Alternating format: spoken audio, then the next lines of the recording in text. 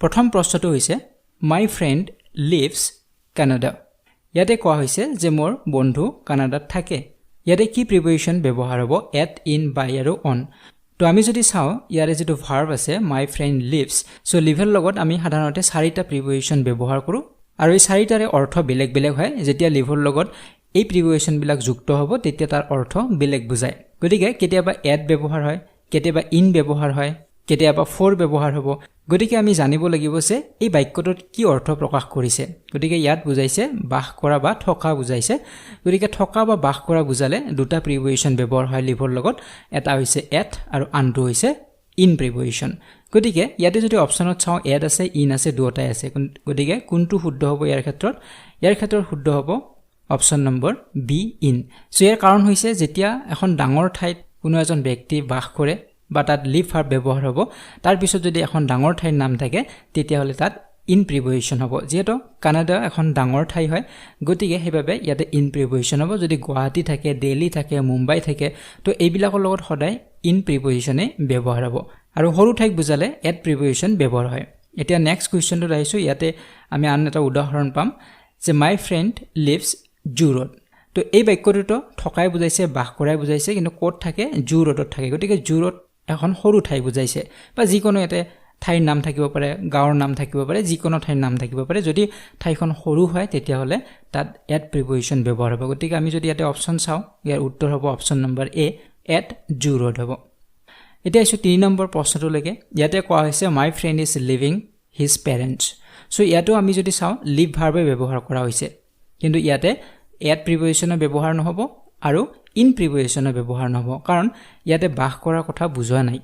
my friend is living his parents মানে মোৰ বন্ধুজনে কাৰ বাবে জীয়াই আছে তেওঁৰ পেৰেণ্টছৰ বাবে তেওঁৰ মাক দেউতাকৰ বাবে জীয়াই আছে মোৰ বন্ধুজন গতিকে ইয়াতে কাৰোবাৰ হকে জীয়াই থকা বুজাইছে গতিকে যেতিয়া কাৰোবাৰ হকে বা কাৰোবাৰ বাবে জীয়াই থকা বুজাব তেতিয়া সদায় প্ৰিপজিচন হ'ব ফৰ গতিকে ইয়াতে উত্তৰ হ'ব option number she my friend is living for his parents কেতিয়াবা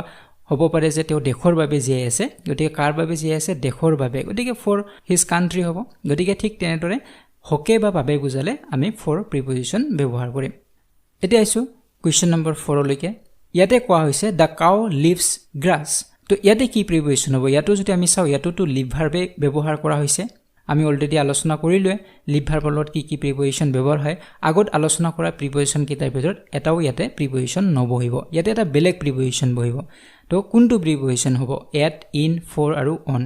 সো ওপৰৰ তিনিটাই আমি আলোচনা কৰিলো এট ইন আৰু ফৰ গতিকে অপচন নম্বৰ 4 হ'ব ইয়াৰ শুদ্ধ উত্তৰ ইয়াতে অন প্ৰিপজিচন ব্যৱহাৰ হ'ব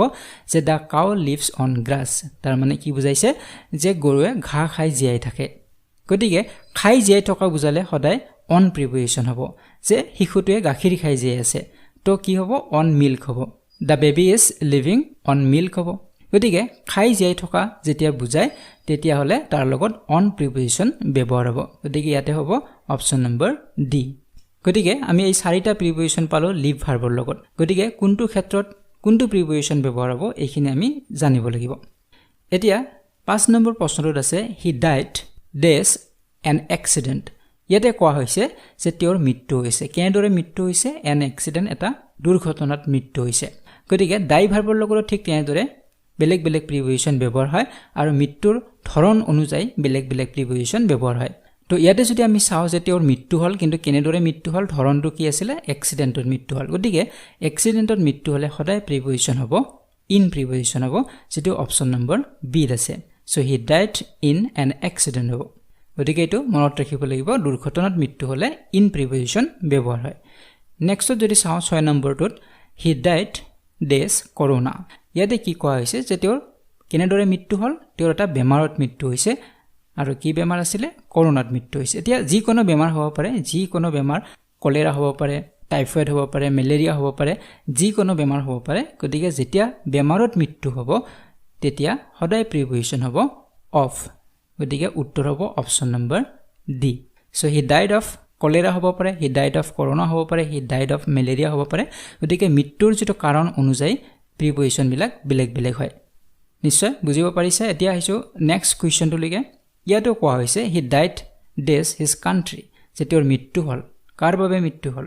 দেশৰ বাবে মৃত্যু হৈছে যেনেদৰে তেওঁ কাৰ বাবে জীয়াই আছে দেশৰ বাবে জীয়াই আছে তাত কি প্ৰিপজিচন হৈছিলে ফৰ প্ৰিপজিচন হৈছিলে গতিকে ইয়াতো ফৰ প্ৰিপজিচনে ব্যৱহাৰ হ'ব যে কাৰোবাৰ বাবে জীয়াই থকা বা কাৰোবাৰ বাবে মৃত্যু হোৱা যদি কাৰোবাৰ হকে জীয়াই আছে তেতিয়াও ফৰ কাৰোবাৰ হকে যদি মৃত্যু হৈছে তেতিয়াও ফৰ প্ৰিপজিচনেই হ'ব গতিকে ইয়াৰ উত্তৰ হ'ব অপচন নম্বৰ এ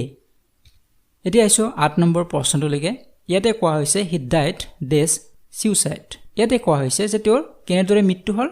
তেওঁ আত্মঘাতী কৰিছে বা আত্মহত্যা কৰিছে গতিকে যেতিয়া সুইচাইডৰ দ্বাৰা মৃত্যু হ'ব তেতিয়া প্ৰিপজিচন কি হ'ব অপচন নম্বৰ সি হ'ব শুদ্ধ উত্তৰ বাই প্ৰিপজিচন হ'ব গতিকে এইটো মনত ৰাখিব লাগিব যে যদি তেওঁ আত্মহত্যা কৰে বা এই সুইচাইড শব্দটো থাকে তেতিয়া হলে সদায় বাই প্ৰিপজিচনে ব্যৱহাৰ হ'ব ডাই ভাৰ্বৰ লগত গতিকে ভাৰ্বটো চাব লাগিব খালি এই শব্দটো থাকিলে নহব ডাই ভাৰ্বটোৰ লগতহে কথা গতিকে ডাই ভাৰ্বটোৰ লগত বাই প্ৰিপজিচন ব্যৱহাৰ হ'ব যেতিয়া সুইচাইড থাকিব ইয়াৰ ওপৰত কেতিয়াবা গান থাকিব পাৰে যে তেওঁ কেনেদৰে মৃত্যু হ'ল তেওঁ বন্ধুকৰ দ্বাৰা মৃত্যু হ'ল তো গান থাকিব পাৰে তাৰ ওপৰত শ্বৰ্ট থাকিব পাৰে যে তৰোৱালৰ দ্বাৰা মৃত্যু হ'ল কেতিয়াবা নাইফ থাকিব পাৰে তে কেনেদৰে মৃত্যু হ'ল নাইফৰ দ্বাৰা মৃত্যু হ'ল তো ইয়াতে সদায় বাই প্ৰিপজিচনে হ'ব এনে ধৰণৰ ক্ষেত্ৰবিলাকত এতিয়া আইছো 9 নম্বৰ প্ৰশ্নটোলৈকে হি ডাইড ডেছ অভাৰৱৰ্কিং তো আন এটা বাক্য যেটো বাক্যত ডাই ভাৰ্ব ব্যৱহাৰ কৰা হৈছে আৰু ইয়াৰ কিন্তু প্ৰিপজিচনটো বেলেগ হ'ব তো ইয়াতে কেনেদৰে তেওঁৰ মৃত্যু হ'ল অভাৰৱৰ্কিংৰ ফলত মৃত্যু হৈছে যে তেওঁ বেছি কাম কৰাৰ ফলত মৃত্যু হৈছে কেতিয়াবা বেছি খোৱাৰ ফলত মানুহৰ মৃত্যু হ'ব পাৰে বেছি কাম কৰাৰ ফলতো মৃত্যু হ'ব পাৰে গতিকে বেছি কাম কৰাৰ ফলত বা বেছি খোৱাৰ ফলত যেতিয়া মৃত্যু হ'ব এনে ধৰণৰ ক্ষেত্ৰবিলাকত প্ৰিপজিচন ব্যৱহাৰ হয় ফ্ৰম গতিকে উত্তৰ হ'ব option number D he died from overworking or overeating গতিকে নিশ্চয় আপোনালোকে বুজিব পাৰিছে যে ডাই ভাৰ্বৰ লগত কি প্ৰিপজিচন হয় বা লিভ ভাৰ্বৰ লগত কি প্ৰিপজিচন হয় আৰু কি কণ্ডিশ্যনত আমি সেই প্ৰিপজিচনবিলাক ব্যৱহাৰ কৰোঁ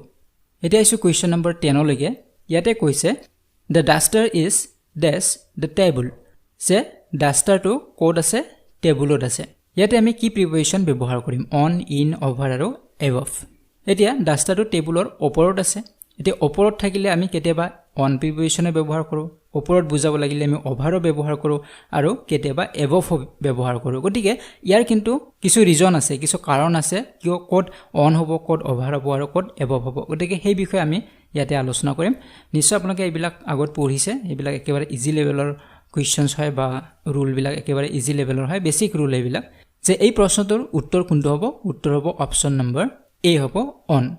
the duster is on the table তাৰ মানে ডাষ্টাৰটো ক'ত আছে টেবুলৰ ওপৰত আছে গতিকে ওপৰত থকা বুজালে আমি কি প্ৰিপজিচন ব্যৱহাৰ কৰিছো ইয়াতে অন প্ৰিপজিচন ব্যৱহাৰ কৰিছো কিয় অভাৰ নহয় গতিকে সেই বিষয়ে আমি আলোচনা কৰিম নেক্সট কুৱেশ্যনটোত সেই বিষয় আছে 11 নম্বৰ কুৱেশ্যনটো যদি আমি চাওঁ the fan is moving my head যে ফেনখন ঘূৰি আছে ক'ত ঘূৰি আছে মোৰ মূৰৰ ওপৰত ঘূৰি আছে যে ফেন ওপৰত সিলিং ফেন এখন আছে তলত মই বহি আছো যে ফেনখন ওপৰত ঘূৰি আছে মোৰ মূৰৰ ওপৰত ইয়াতে অন ব্যৱহাৰ হ'বনে নহব কাৰণ আমি অলপ আগৰ কুৱেশ্যন কি পালো যে টেবুলৰ ওপৰত ডাষ্টাৰটো আছে তাত অন প্ৰিপজিচন আছে আৰু ওপৰত বুজাইছে ইয়াতো ওপৰত বুজাইছে ইয়াতে কিন্তু অন প্ৰিপজিচন ব্যৱহাৰ নহয় এতিয়া আমি আলোচনা কৰিম ইয়াৰ কাৰণটো কি ইয়াৰ কাৰণ এইটোৱে যে যেতিয়া কোনো এটা বস্তুৰ ওপৰত লাগি থাকে তেতিয়াহে আমি অন প্ৰিপজিচন ব্যৱহাৰ কৰো যেনে ধৰক টেবুলৰ ওপৰত ডাষ্টাৰটো আছে এতিয়া টেবুলৰ ওপৰত ডাষ্টাৰটো লাগি থাকিব সেইভাবে ইয়াতে অন প্ৰিপজিচন হ'ব ঠিক তেনেদৰে কিতাপখন টেবুলৰ ওপৰত আছে হেটোও হ'ব পাৰে যে টেবুলৰ ওপৰত লাগি আছে গতিকে আপোনালোকে হেটোই চাব লাগিব যে বস্তুটো তাত লাগি আছে নে নাই টাচ হৈ আছে নে নাই হেতু চাব লাগিব যদি হৈ আছে তাৰ মানে তাত কি প্ৰিপজিচন হ'ব অন প্ৰিপজিচন হ'ব গতিকে 10 নম্বৰটোত সেইভাবে আমি the duster is on the table বুলি কৈছিলো এতিয়া ফেনখনটো মোৰ মূৰত লাগি থকা নাই ফেনখন মোৰ মূৰৰ ওপৰত আছে মানে ফেন আৰু মূৰৰ মাজত কি আছে গ্যাপ আছে গতিকে ইয়াতে আমি অন সেই ৰুল মতে আমি অন ব্যৱহাৰ কৰিব নোৱাৰো ইয়াতে কি ব্যৱহাৰ কৰিম ইয়াতে অভাৰ ব্যৱহাৰ কৰিব লাগিব গতিকে ইয়াৰে যেটো উত্তৰ হ'ব এটো হ'ব অপচন নম্বৰ সি হ'ব অভাৰ কাৰণ ইয়াতে আমাৰ মূৰৰ লাগি থকা নাই সেইভাবে আমি অভাৰ ব্যৱহাৰ কৰিলো টাচ হৈ থকা নাই গতিকে টাচ হৈ থাকিলে অন আৰু টাচ হৈ যদি নাথাকে তেতিয়াহলে আমি কি লিখিম অভাৰ লিখিব লাগিব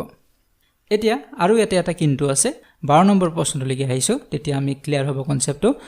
the sky is dash my head ইয়াতে কৈছে যে আকাশখন মোৰ মূৰৰ ওপৰত আছে ইয়াতে কি হ'ব অনটো নহয় আমি জানিলো কাৰণ আকাশখন মোৰ মূৰত টাচ হৈ থকা নাই গতিকে অভাৰ হ'ব লাগিব কাৰণ অলপ আগতে পালো যে মূৰত লাগি নাথাকিলে বা বস্তুটো টাচ হৈ নাথাকিলে অভাৰ হয় কিন্তু ইয়াতে অভাৰো নহব ইয়াতে কি হ'ব এবভ হ'ব যেটো অপচন নম্বৰ ডি হয় ইয়াতে কিয় এবভ হ'ল ইয়াৰ এটা কাৰণ আছে কাৰণটো এইটোৱে যে আমি যোনফালে গ'লেও মোৰ মূৰৰ ওপৰত আকাশখন আমি পামে গতিকে ইয়াৰ কোনো মুভমেন্ট নাই আকাশখনৰ মুভমেন্ট নাই কিন্তু ফেনখনৰ ক্ষেত্ৰত অভাৰ কিয় হৈছিল কাৰণ ফেনখনৰ তলত থকা বাবেহে মই তাৰ মোৰ ওপৰত ফেনখন আছিলে মই যদি ৰুমটোৰ পৰা বাহিৰত ওলাই আহো তেতিয়াহলে মোৰ মূৰৰ ওপৰত ফেনখন নাথাকে কিন্তু স্কাইখনৰ ক্ষেত্ৰত কিন্তু বেলেগ হয় হুকিয়া হয় কাৰণ মই যত গলেও মোৰ মূৰৰ ওপৰত আকাশখন থাকিব লণ্ডনত গলেও থাকিব আমেৰিকাত গলেও থাকিব গতিকে সেইভাবে এই ক্ষেত্ৰত আমি অভাৰ ব্যৱহাৰ কৰিব নোৱাৰো যিহেতু অবজেক্টৰ মুভমেন্ট নাই গতিকে ইয়াতে এবভ হ'ব এইটো কথা আমি মাইন্ডত ৰাখিব লাগিব ঠিক তেনেদৰে আপোনালোকে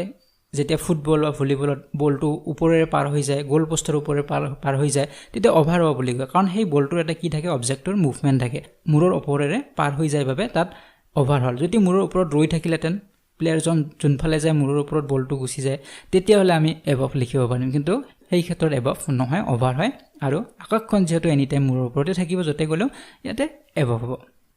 এতিয়া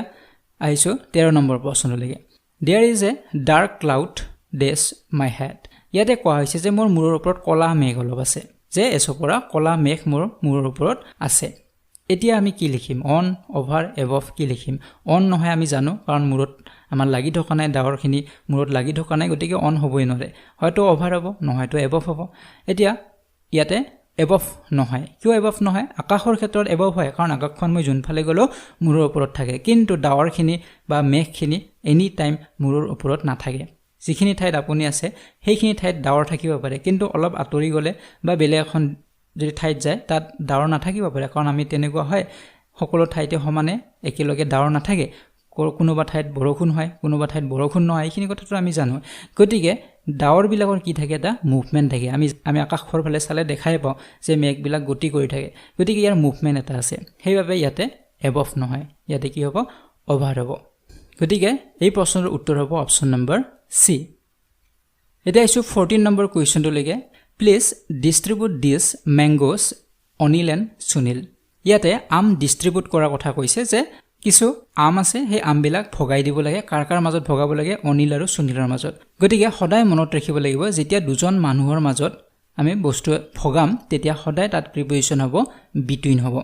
কেৱল দুজনৰ মাজত যেতিয়া ভগাব লাগিব তেতিয়া আমি